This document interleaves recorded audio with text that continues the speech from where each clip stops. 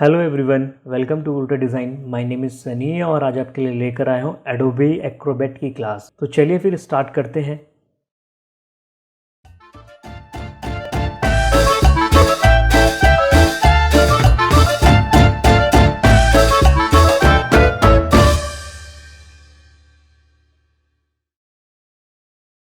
In today's video I will teach you how to create multiple PDF.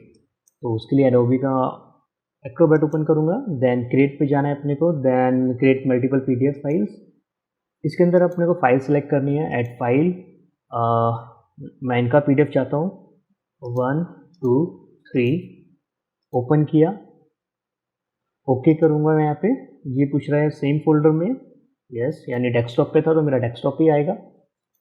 तो आप देखेंगे separate ये multiple file create हो गए, PDF number 1, PDF number 2, PDF number 3। I hope आज की वीडियो आपको बहुत अच्छी लगी होगी। अगर वीडियो अच्छी लगी है तो लाइक करें, और अगर आप चैनल पे नए हैं तो सब्सक्राइब करें, और नोटिफिकेशन जल्दी चाहिए तो बेल आइकन पर क्लिक करें, और इसी तरीके से मेरी वीडियो को देखते रहें, कुछ सीखते रहें। Thank you for watching.